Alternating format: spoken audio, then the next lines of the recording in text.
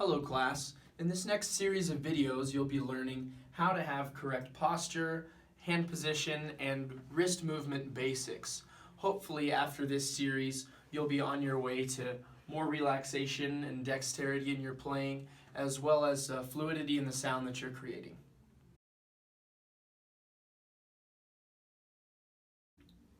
The first element to playing with fluid wrist movement is posture basics. So this consists of the height that you're sitting as well as the distance that you're sitting from the keyboard. Now when I'm sitting, I don't want to be reaching up to the keyboard, and I don't want to be reaching down to the keyboard. I also don't want to be too close to the keyboard to where my elbows are back and I have less movement from my shoulders and the rest of my body. But I also don't want to be sitting too far from the keyboard to where I'm reaching out to play. So the best way to sit is to be sitting where your elbows are slightly in front of your body. The angle of your arm is just bigger than 90 degrees, and your wrist has a nice straight line between the top of your hand and the top of your arm, like so.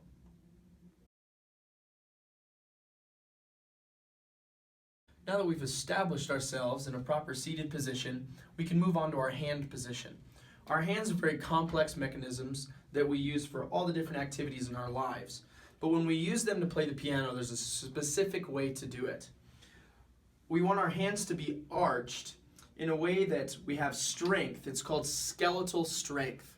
So when our hand is arched, I can put pressure downward and it doesn't collapse. But in any place in this mechanism, if I have a bend, it will collapse under pressure.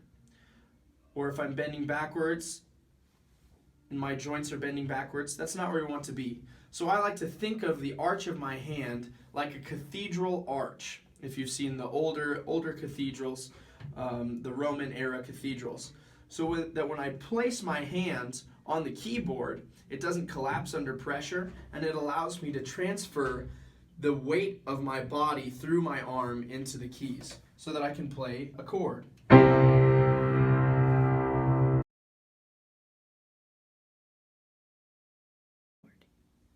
Now that we're sitting correctly and we understand the skeletal structure of our hands, we can now move forward to beginning wrist position. Now, when we're using our wrists in the correct way, there should be a straight line from the back of our hand to the top of our lower forearm. So that when we're playing, we don't want there to be any type of bend that's permanent in this way. Now, it's okay to be fluid in your wrist movement, but as far as strength goes, we want this to be a straight line. So as I'm playing, I don't want my wrist to be down here and I'm hanging on the keyboard, but I also don't want my wrist to be up here and I'm pecking at the keyboard. There should be a straight line from the back of my hand to my forearm so that I can play fluidly.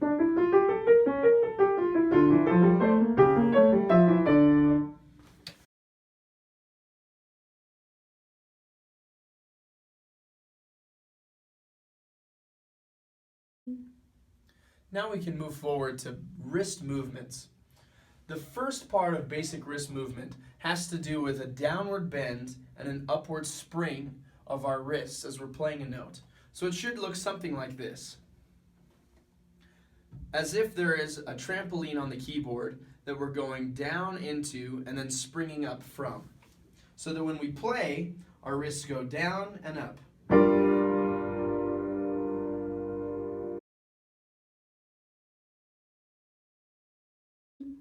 The next element to proper wrist movement has to do with circular motion. The way that our hands, wrists, elbows, and arms are attached to our bodies, it gives us the most strength and fluidity when we use circular motion in our playing. So we've talked about a downward bend and an upward spring in our playing.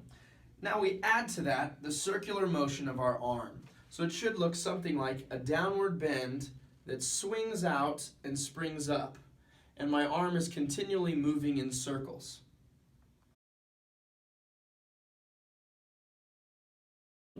The last element of wrist movement has to do with our attack of the keyboard. Now, the way that I think of attack when we're playing a chord of any kind, it's different when we're playing series of notes. But as for right now, when we're playing a chord, I think of myself snatching a ping pong ball out of sand. So there's an attack where I'm almost grabbing the keys off of the keyboard. So it should look something like this.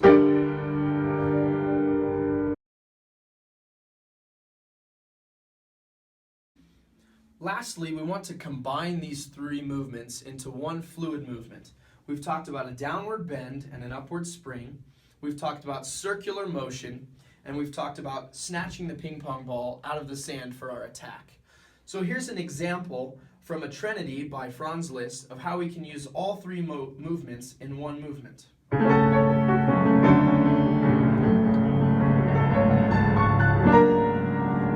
Notice that when I'm playing a chord, I'm snatching the ping pong ball out of the sand. But there's also a downward bend and an upward spring, and my elbows are moving in a circle. So watch closely again.